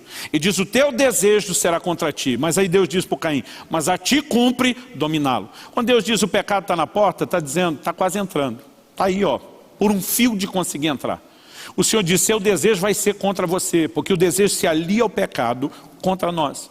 Mas o Senhor diz: a ti cumpre dominá-lo. Então, sabemos que o domínio próprio é bíblico, é uma responsabilidade que Deus impôs sobre o homem, mas acredito que no aspecto prático a maioria não consegue entender como aplicar domínio próprio, porque eles imaginam domínio próprio é parar a força da carne, mas a maioria das pessoas está tentando parar a força da carne na força da sua própria carne, e não faz o menor sentido. Nós precisamos entender e compreender pelas Escrituras como de fato nós lidamos com isso. E acredito que é aqui que eu e você precisamos entender uma outra verdade. Em Mateus, no capítulo 26, nós vemos o Senhor Jesus no Getsemane. Ele na verdade está chamando os seus discípulos para um tempo de oração. Eles não dão conta de orar com Jesus, eles acabam dormindo. Quando chega no versículo 40, Jesus pergunta, né? Ele diz a Pedro: então nem uma hora vocês puderam vigiar comigo? No verso 41 de Mateus 26, Jesus diz assim: vigiai e orai, para que não entreis em tentação. O espírito na verdade está pronto, mas a carne é fraca. Se você observar mesmo no ensino de Jesus, várias vezes essa questão de carne e espírito foram destacadas. Jesus diz: o que nasce da carne é carne, o que nasce do espírito é espírito. A carne para nada aproveita, João 6,63. O espírito é o que vivifica. Aqui ele diz: o espírito está pronto, a carne é fraca. Essa expressão, a carne é fraca, ela vem sendo tirada do contexto pelos crentes há muito tempo. Eu estou há 26, quase 27 anos no ministério pastoral. Durante esse tempo e essa minha jornada, eu não sei te dizer quanta confissão de pecado eu já ouvi. São assim, incontáveis, né? É muita gente, muitos anos. Eu acho interessante que a maioria dos crentes, na hora de confessar pecado, eles meio que acham que tem que preparar a notícia, quase que tipo, o gato subiu no telhado. Então eles vêm dando prenúncio de que vão confessar algo. A maioria deles, quando vai preparar a notícia, cita esse versículo. Outro dia um falou comigo, parecia um pregador: pois é, pastor, já dizia a Sagrada Escritura, a carne é fraca. E quando ele emenda a razão dele citar o versículo e fala do pecado que cometeu, eu olhei para ele e falei: mas no seu caso ela é forte. Ele me olhou e disse: que é isso, pastor? A Bíblia diz que a carne é fraca. Eu falei: no seu caso é forte. Se fosse fraca, era para ela estar perdendo. No seu caso ela está ganhando e você vai chamá-la de fraca. Ele falou, mas por que Jesus chamou ela de fraca? Eu falei, quando Jesus chamou ela de fraca, não tinha nada a ver com o contexto que você está falando. Apesar dele dizer para vigiar e orar e não entrar em tentação, o contexto, ele chama os discípulos para orar e os discípulos não conseguem orar. Jesus diz, o Espírito está pronto. Pronto para quê? Para buscar Deus. Jesus está dizendo, se você estiver sintonizado no Espírito, vocês teriam prontidão de oração. Mas como vocês estão sintonizados na carne, e a carne é fraca para buscar Deus, vocês não conseguem orar. Jesus não estava falando sobre pecar. Para pecar a carne é forte. É para buscar Deus que ela é fraca. E eu quero que você pense comigo, porque você já deve ter tido essa experiência. É impressionante como as pessoas, quando entram para um ambiente de limitações da sua carne. O camarada está lá no trabalho dele, bebe água o dia inteiro. Parece e ele não tem nenhum problema de incontinência urinária. Aliás, a gente nem sabe para onde vai tanta água, mas não tem problema nenhum. Agora a mesma criatura vem para a igreja. Em 1 hora de mensagem, a criatura vai 4 vezes no banheiro. Aí eu digo, o problema está na bexiga? Não. Porque senão não teria 2 comportamentos completamente distintos. Gente, a nossa carne luta para que a gente não se renda na presença de Deus. Eu lembro quando garoto, num culto, que eu estava adorando a Deus, mas eu estava assim lá nas galáxias. Estava envolvido na adoração. E daqui a pouco, a hora que eu percebi, eu estava contando quantas lâmpadas tinha no teto. Eu tinha perdido completamente o meu foco, a minha atenção. Quando a Bíblia está dizendo que a carne é fraca, é esse tipo de coisa que ela está dizendo. Para pecar, ela é forte. Agora, onde eu e você precisamos entender que está o segredo? O segredo não é parar a carne pelo domínio próprio. O segredo é entender quem para a carne. Quem exerce domínio sobre a velha natureza? E aqui nós temos a resposta principal. É a nova natureza. É o Espírito, turbinado pela ação do Espírito de Deus, pela graça de Deus, que tem o poder de parar a velha natureza. Então, para você entender o que significa isso, deixa eu só comentar. Eu me lembro de uma ocasião, onde lendo principalmente o livro dos Salmos, às vezes eu achava os salmistas, em especial Davi, um pouco assim, olhando para ele, eu não quero fazer descaso a quem tem o problema, né? Sei de gente que, para quem eu digo, olha, o problema é sério, você merece compaixão e precisa de ajuda. Mas eu imaginava o salmista, às vezes, meio que uma espécie de esquizofrênico, com dupla personalidade. Porque, por exemplo, imagina o salmista dizendo, bendize a minha alma ao Senhor. Se eu parava a leitura bíblica e dizer, pera, Davi, quem é sua alma, não é você mesmo? E você fala com você como fosse outra pessoa, né? E aquilo para mim era confuso demais. O que demorou para eu entender é que o ser humano, embora seja um único ser, uma única pessoa, ele tem partes distintas. Quando Davi está dizendo, bendize a minha alma ao Senhor, não é um Davi falando com outro Davi, não é uma personalidade de Davi falando com outro, é uma parte de Davi falando com outro. E quando ele diz, bendize a minha alma ao Senhor, ele está mostrando o quê? Que a alma não está no controle. E que ela não vai adorar a Deus só quando sente vontade por si mesma. Ele vai exigir que ela adore e louve a Deus.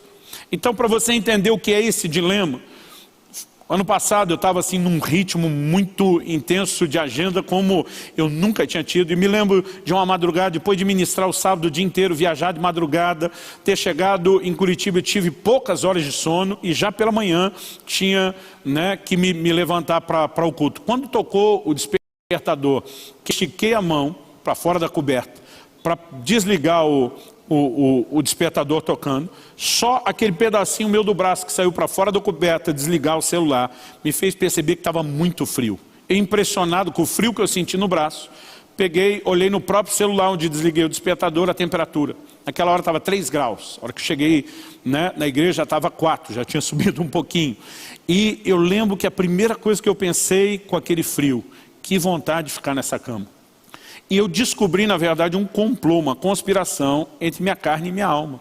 Ninguém queria levantar da cama, né? Me vinha aquele tipo de pensamento, chovendo lá de fora, né? Dava para ver pela fresta da janela que estava aquele dia tipicamente curitibano, cinza, além de frio, nublado. Aquele barulho de chuva me convidando a dormir mais, tudo dentro de mim, né? Realmente parecia estar numa conspiração, dizendo, cara, ninguém aguenta esse ritmo, você merece descansar, dorme, descansa hoje. Tirando o fato de que eu ainda era o pastor que tinha que pregar na reunião, né? Acho que isso ainda era um agravante. De repente, a impressão que eu tive, que é como se meu espírito se desse conta daquela conspiração.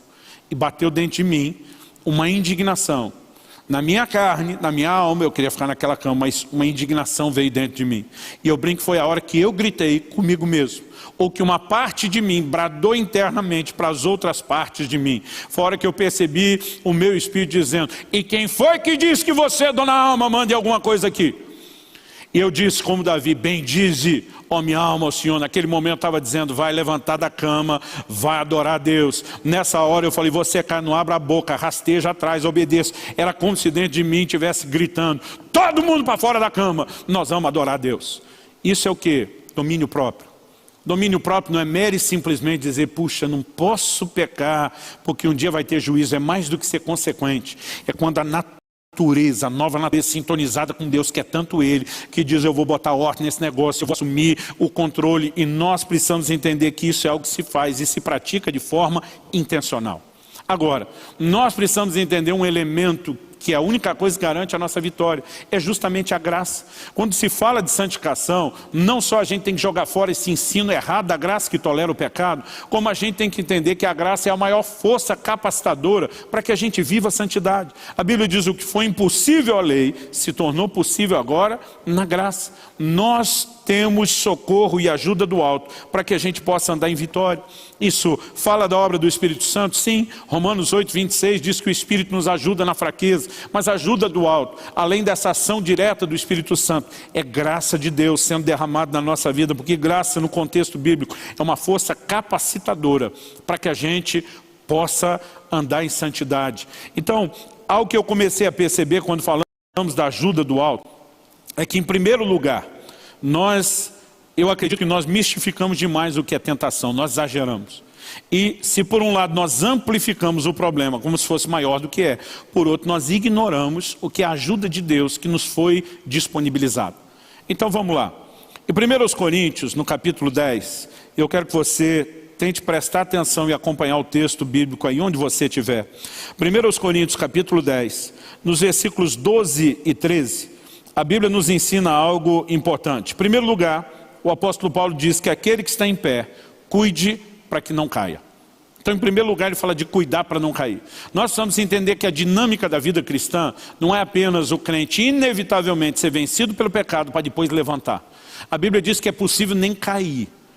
Então, vida cristã não é viver apenas tropeçando, caindo para levantar depois. É possível não cair. Judas 24 diz: aquele que é poderoso para vos guardar e tropeçar. É possível não cair.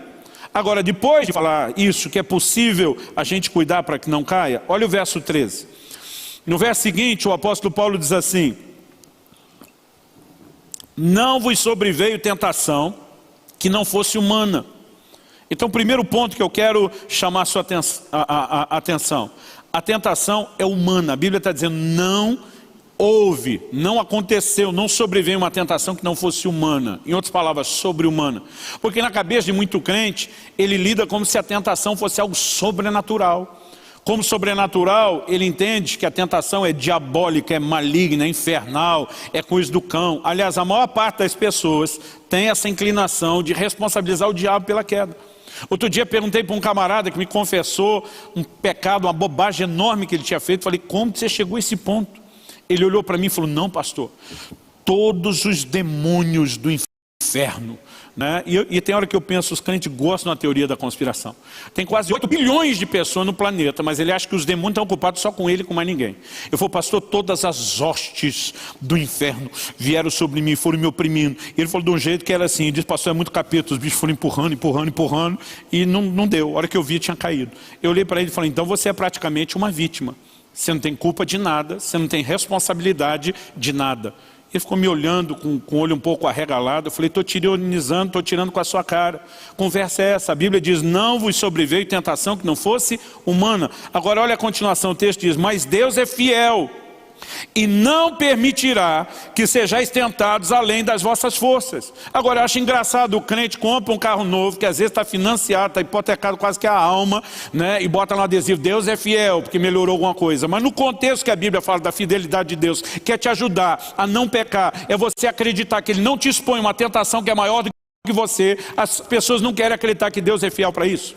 O texto está dizendo que Ele não vai permitir que você seja tentado além das suas, então a tentação nunca será sobrenatural, ela sempre será natural. Agora, não basta a boa notícia de que a tentação não é sobrenatural, é natural, vem uma melhor ainda. A Bíblia diz, pelo contrário. O que é o contrário? Juntamente com a tentação, vos proverá livramento, de sorte que a possais suportar. Então deixa eu te explicar, crente, o que é sobrenatural. Sobrenatural não é a tentação, sobrenatural é o livramento. A tentação é natural, o livramento é sobrenatural. O problema é que nós resolvemos acreditar de forma errada. E eu tenho dito às pessoas, o entendimento errado te leva a uma fé errada, a fé errada te leva para o lugar ou o resultado errado.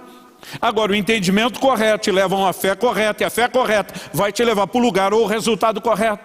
Então, se a gente parar de achar que o pecado é que a tentação é que é sobrenatural e o livramento é natural, porque desse jeito ninguém vai vencer. E nós entendemos o oposto, a tentação é natural, mas o livramento é sobrenatural. Então nós estamos reconhecendo que há uma ajuda do alto, continuamente sendo disponibilizada para mim e para você, para que a gente não precise ser governado pelo pecado. Deus seja louvado. Em Hebreus, no capítulo 4, nos versículos 14 até o 15, eu fico empolgado também com a declaração que nós encontramos nesse texto. No verso 14 de Hebreus 4, a Bíblia fala de Jesus como nosso sumo sacerdote. E diz, tendo pois a Jesus, o Filho de Deus, como grande sumo sacerdote que penetrou os céus, conservemos firmes a nossa confissão. Verso 14 resume e simplesmente apresenta Jesus como nosso sumo sacerdote. Agora olha o 15. Vai falar da natureza desse sumo sacerdote. Isso porque não temos sumo sacerdote que não possa compadecer-se das nossas fraquezas. Antes, esse antes é pelo contrário, foi ele tentado em todas as coisas, a nossa semelhança, mas sem pecado. Então, o que a palavra de Deus está nos apresentando? Primeiro, temos um sacerdote. Segundo, ele não é alguém indiferente às nossas fraquezas, pelo contrário, ele tem compaixão de nós. E nós precisamos entender essa natureza de um Deus que se compadece. Agora, o texto está falando que ele tem compaixão das nossas fraquezas, por quê? Porque ele também foi tentado em tudo. Ele sabe exatamente o que é passar por aquilo que eu e você passamos, não apenas porque é o Deus onisciente, por experiência. O Evangelho de João diz que Jesus não precisava, não tinha necessidade de que ninguém lhe desse testemunho do que havia no homem, porque ele sabia muito bem o que havia no homem. Então a palavra de Deus nos mostra que ele foi tentado em todas as coisas. Agora observe que a Bíblia diz, mas sem pecado. Então, a Bíblia não só está dizendo que nós temos um sumo sacerdote, mas um que compadece para nos ajudar, compadece porque ele também sabe o que é ser tentado, mas a diferença é que ele nunca pecou. Então, ele além de ser um sacerdote que compadece, ele é alguém que se compadece das nossas tentações, mas ele é alguém que sabe o que é vencer a tentação. O que me preocupa é que hoje em dia, alguns tentando deixar Deus tão compassivo em relação ao pecado, estão dizendo que esse sumo sacerdote no nosso lugar teria feito a mesma coisa. Isso para mim já passou o limite da heresia, entrou no nível da blasfêmia. A palavra de Deus nos mostra que ele nunca pecou, não há nada mais claro do que isso. Se não der para aceitar o que está na Bíblia, joga ela fora em vez de distorcê-la.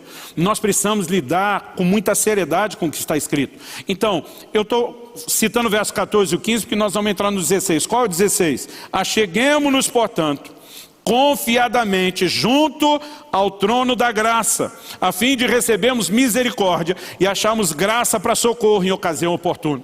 Então primeiro vamos entender a ideia de trono da graça. Trono, na Bíblia e na história, sempre aponta para a ideia de juízo. Por quê? O trono era a cadeira especial de quem? Reis e governantes. Para que sentavam nela? Não era para hora da refeição ou diversão, era para audiências públicas, para julgamento. Então, trono presume a ideia de juízo. Só que aqui, Deus está dizendo, tem um trono que você vai aproximar, não para ser julgado. Esse trono você vai se aproximar para ser ajudado, é completamente diferente. Agora, depois de falar do trono da graça, a Bíblia diz que a gente aproxima dele para quê? Para receber misericórdia, para achar graça. Para quê? Para socorro. Quando? Em ocasião oportuna. Então o texto está falando que a gente tem um sacerdote, ele compadece das nossas fraquezas, tentações, ele entende o que é vencer, e ele está dizendo, você que está sendo tentado, corre buscar ajuda. O que ajuda é essa? Nós precisamos parar de acreditar que graça é só para pecado já cometido. Deus seja louvado que quando eu e você tropeçamos, sabemos que há graça para perdoar o pecado cometido. Mas a Bíblia não limita a graça a um remédio, a um pecado só que já foi cometido. Quando a Bíblia diz para encontrar socorro em ocasião oportuna, é socorro antes da queda. Significa que pela graça de Deus e o auxílio que vem do trono da graça, nós podemos abortar a queda, nós podemos abortar o pecado. A graça é a maior força capacitadora para vivermos a vida de santidade que Deus tem para nós. E quando nós entendemos essa ajuda do alto e nos expomos à graça, tudo muda de figura. Agora deixa eu te dizer, a Bíblia diz que eu e você temos uma responsabilidade. Qual é? Nos achegar ou nos aproximar ao trono da graça. A Bíblia não apresenta um trono móvel volante, que ele é que tem que correr atrás da gente. Infelizmente alguns acham que a coisa é mais ou menos assim, que o trono tinha que todo dia sair batendo de porta em porta na casa dos crentes, perguntando, está precisando de graça hoje aí para não pecar? Hoje não, volta amanhã. A Bíblia diz, nós temos que nos aproximar ao trono. Então eu quero te dizer que se está faltando graça para vencer pecado, não é porque o trono da graça falhou, é porque provavelmente nós não estamos indo buscar a ajuda que nós deveríamos. Então Jesus nos ensinou uma oração e eu quero exemplificar isso. É lógico que ele não falava de uma reza a ser repetida e nos ensinou princípios, mas na oração, que é uma oração diária, a oração que nós apelidamos o Pai Nosso, Jesus nos ensina a dizer, o pão nosso cada dia nos dê hoje. Então uma oração diária. E amanhã você ora outra vez. Depois da manhã, ora outra vez. Depois de amanhã, ora de novo. Então é para orar todo dia. Nessa oração que é diária, Jesus nos ensinou a dizer, não nos deixe cair em tentação. Agora, depois de mais de 26 anos de pastorado, eu não sei te dizer quantas vezes eu já fiz essa pergunta, esse questionamento, essa entrevista. A maioria dos crentes, para quem eu pergunto, você ora para não cair em tentação? Eles ou emudecem e ficam com a cara de paisagem, ou eles baixam a cabeça envergonhados e dizem, não pastor, eu não oro por isso. Então, Jesus nos ensinou a dizer, não nos deixe cair em tentação, livra-nos do mal, a nos antecipar. Onde nós estamos indo buscar ajuda? No trono da graça. Como? Por meio de oração. Agora, nós não fazemos o que Ele mandou fazer. E depois, quando a gente não consegue vencer o pecado, porque não buscou ajuda e a graça, aí a gente tenta mudar a doutrina e explicar que graça é o crente fracassado, sentado na sarjeta da vida chorando, e Jesus sentando do lado dele para fazer um cafuné na cabeça e dizer, eu te entendo crente, nem eu consigo mudar você. Gente, está longe de ser graça. A graça não é Deus simplesmente conformado com a incapacidade do homem de obedecer, é Deus potencializando e turbinando esse homem por meio do seu Espírito e da sua graça, para que ele possa viver santidade. Quando nós entendemos essa perspectiva bíblica do que é caminhar na santidade, do que é desenvolvê-la, isso na verdade começa a nos permitir viver num lugar, numa dimensão completamente diferente. Então eu quero simplesmente, depois de ter falado tanto sobre santidade, eu quero tentar encerrar e amarrar a ideia final aqui com algumas declarações que são importantes. Em primeiro lugar, qual é o propósito da santidade? Nós precisamos entender qual é o propósito. Em segundo lugar, nós precisamos entender qual é o valor da santidade. Então, obviamente, nós não temos tempo para estender isso hoje, e eu vou ter que terminar esse assunto amanhã, mas eu quero pelo menos dar aqui uma provocada em você para que continue conosco amanhã. No Evangelho de João, no capítulo 14, no verso 21, o Senhor Jesus faz uma declaração e ele diz, aquele que tem os meus mandamentos e os guarda, esse é o que me ama. Mas Jesus não fala só do nosso amor por ele. Ele diz, eu também o amarei e eu me manifestarei a ele. Se o pecado é, como nós já citamos antes aqui em 1 de João 3,4, a transgressão da lei, nós precisamos entender o que é o contraponto do pecado à santidade, é a obediência.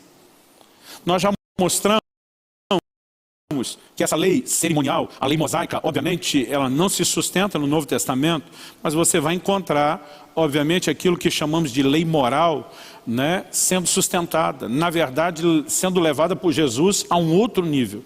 Agora, o que nós vamos entender, Jesus está dizendo, se você está guardando isso, você demonstra que me ama, porque não quer pecar, sabe que o pecado afasta você de mim, você está demonstrando que me ama, mas Jesus está dizendo, eu também o amarei. Aqui Jesus não está dizendo, eu o amarei, no sentido de recompensa a boas obras e comportamento.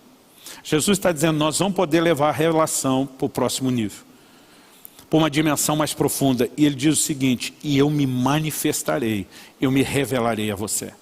Então, quero deixar aqui para encerrar, com uma preparação do que nós vamos continuar amanhã, é que o propósito da santidade é algo muito específico. Eu gosto de uma frase do John Bevere, no livro Kryptonita, onde ele diz que santidade não é um fim em si mesmo. Santidade, na verdade, é uma ponte para a intimidade com Deus. E quando nós entendemos que santidade é uma ponte para a intimidade com Deus, nós começamos a tratar as coisas numa perspectiva totalmente diferente. Alguém outro dia me perguntou, você vai viver santidade porque tem medo de Deus? Eu falei, não, porque eu amo a Deus, porque eu quero estar perto dele. Mas nós precisamos entender tanto o propósito, que é viver intimidade, como a partir disso, conseguir mensurar o valor. Dessas duas coisas eu falo amanhã à noite e nós vamos aprofundar esse entendimento um pouquinho mais.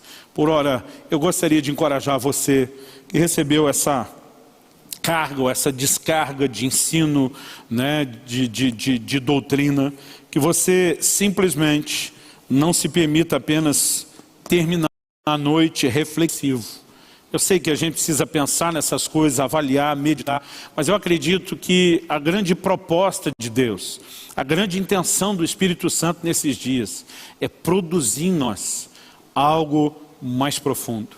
Eu acredito que de uma forma muito específica, amanhã à noite, nós vamos terminar orando, e eu creio que muitos vão poder experimentar o que a gente chama e classifica de um batismo de fogo, de uma experiência de santificação mais profunda. Muitas vezes nós falamos do Espírito Santo quase como se ele fosse só a fonte de unção e poder para operar nos dons. O mesmo poder que quer turbinar o meu e o seu testemunho verbal, né, por meio de sinais, por meio de coragem, de ousadia, por meio de convencer o coração do pecador, também quer turbinar o nosso testemunho de vida, nos levando a viver essa vida de santidade. E eu gostaria de te convidar, nesse momento, aí onde você está, a clamar, né, que o Espírito Santo de fato possa agir de uma forma mais profunda, possa ter mais espaço prático na sua vida, que você decida dia após dia se render ao governo da nova natureza, né, que por sua vez é turbinada pelo Espírito Santo. Permitindo Deus, amanhã eu quero também falar um pouquinho a respeito da importância das disciplinas espirituais na vida do crente, né? Mas à medida que nós vamos entendendo essa correspondência com Deus e vamos praticando ela, nós vamos de glória em glória, sendo transformados na imagem do Senhor.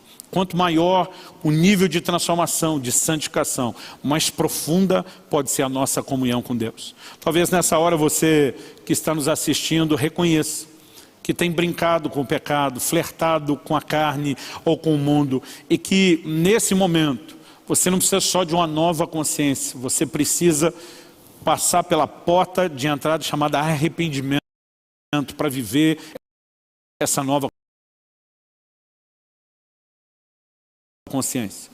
Eu vejo muitas vezes pessoas que o pecado foi escandaloso, mas eles querem que o arrependimento seja discreto. Nós precisamos entender o que são declarações da Bíblia, como quando o Tiago escreve e diz, senti as vossas misérias, lamentai e chorai. Muitas vezes quando o Espírito Santo está trazendo a convicção dos nossos erros e pecados, não é porque ele está simplesmente querendo nos julgar ou remover o nosso valor, ele quer nos levar a um lugar de quebrantamento, de onde possa a partir daí, então acontecer a reconstrução necessária.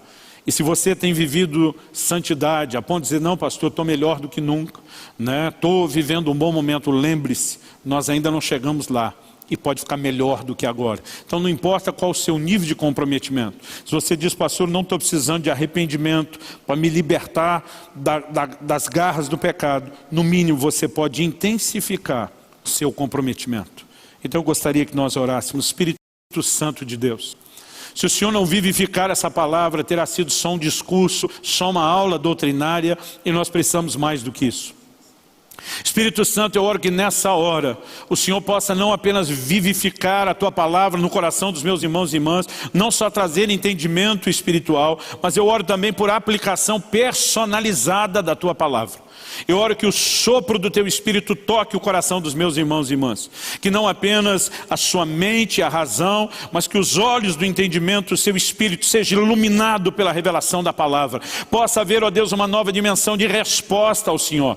Nós oramos por dias onde a gente possa de fato se aprofundar, se intensificar nesse processo de santificação. Porque nós queremos viver a plenitude daquilo que o Senhor tem para nós. Oramos nessa hora por graça e favor do Senhor. Oramos que a força capacitadora da graça se manifeste, que o socorro e o auxílio do Espírito Santo se manifeste. Oramos, ó Deus, que com entendimento correto haja uma nova postura, haja, ó Deus, um posicionamento correto diante do Senhor, e que os meus irmãos e irmãs, entendendo essas verdades, possam fazer uso das ferramentas que o Senhor tem disponibilizado, de maneira, ó Deus, que eles possam andar e caminhar em passos largos nesse caminho de santificação, vivendo de forma progressiva essa transformação gloriosa na imagem do Senhor Jesus. Nós oramos em nome do Senhor Jesus.